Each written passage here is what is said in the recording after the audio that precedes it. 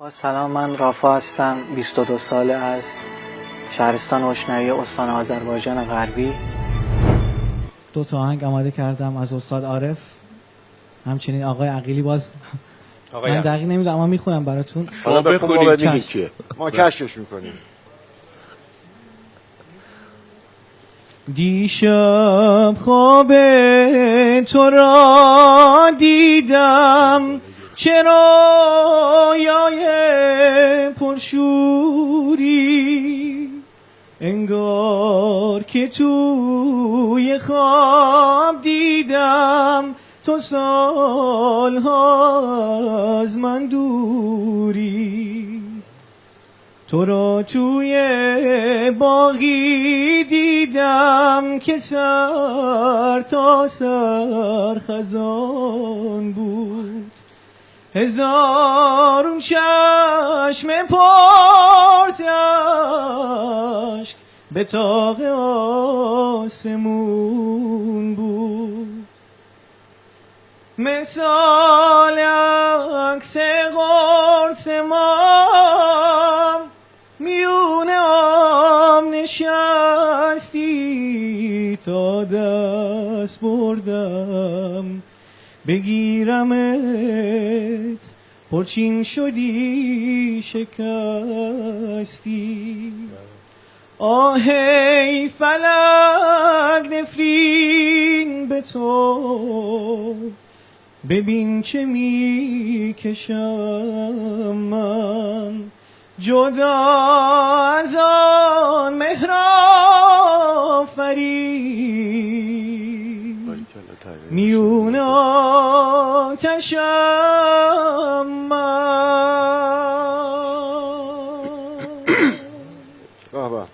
رافا جون دومی.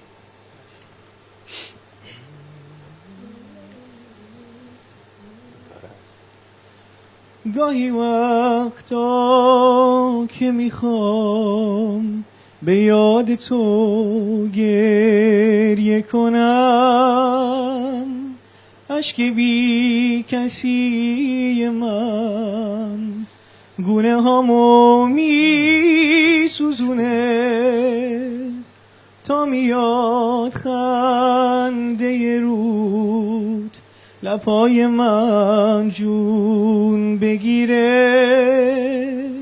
یاد چشمات زیر لبخنده منو میپوشونه.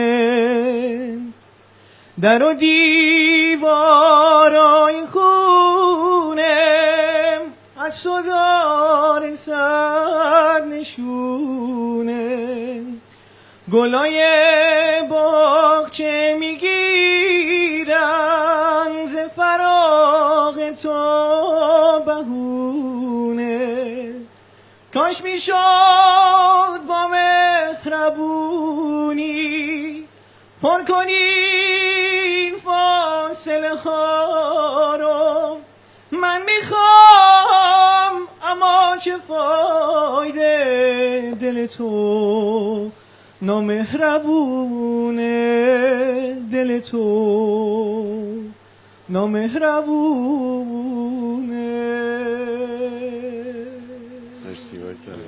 بسیار عالی رافا جون. من این ترانه رو اصلا نشنیدم.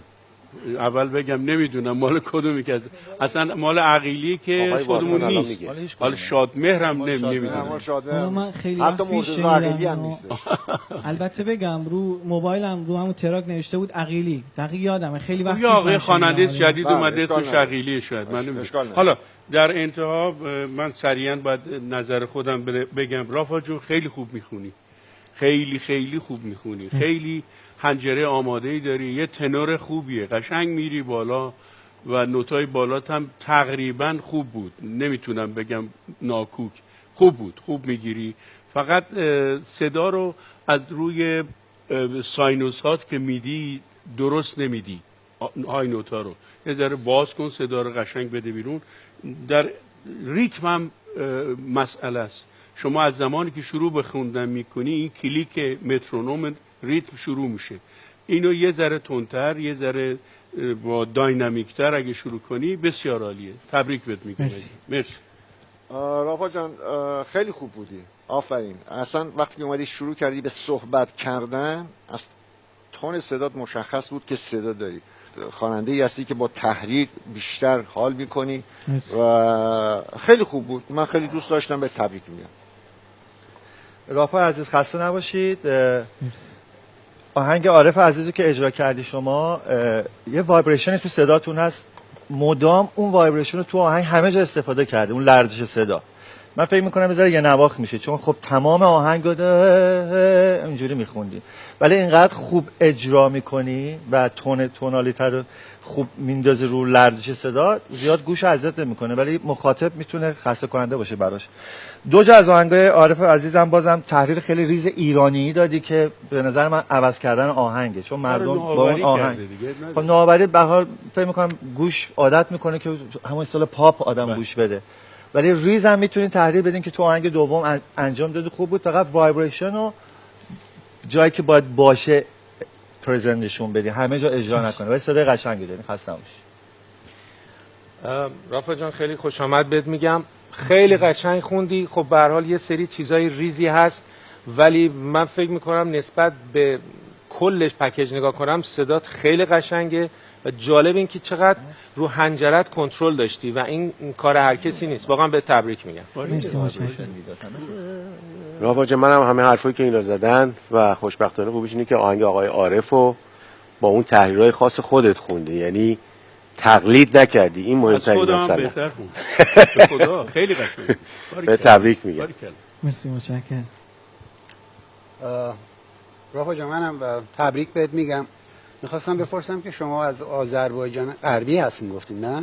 بله، از شهرستان اوشنویه. آذری هستین؟ من کرد زبانم البته. کرد زبانین. ولی ما از آذربایجان هستیم. خودش آذربایجانی میدونه وقتی فرقی نداره. خب شاید به خاطر همینه، شاید خوب میخونن، شاید به خاطر چشم زد خودشون آذری هستن می‌خواستن همین آذری شما نداره. بالاخره من هستم. پارتی بازی نداریم اینجا. نه صداش خوبه. نه خیلی اینجا پارتی بازی نیستش. اینجا همه چی خیلی محکم و درسته. در صورت تونت خوب بود.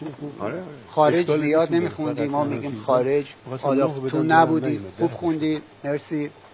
بعد سعی کن همیشه همینجور که میخندی هپی، همیشه همینجوری خندان باشین. خیلی مهمه. کسی که میره رو سن جلوی 1000 نفر میخونه هر کی خندان باشه خیلی مردم بیشتر دوست دارن قیافه کسی که اون بالا هستش. در صورت به تبریک میگم، خوب اجرا کردی، بچه خوبی هم هستی. مرسی که اومدی.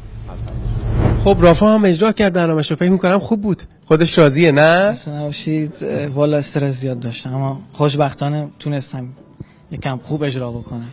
استرس رو فکر می‌کنم همه داشته باشن، نمیشه استرس نداشته باشید. اینجا میرید آقای عارف، آقای وارتان، آقای چشم‌آذر، آقای امی معروفو می‌بینی، حالا خود به خود استرس پیدا می‌کنی. خب می‌دونی 6 تا از بزرگای موسیقی ایران، حالا هر کدومشون در هر زمینه‌ای، آقای مقدم درسته و خود آقای ستار، سخته.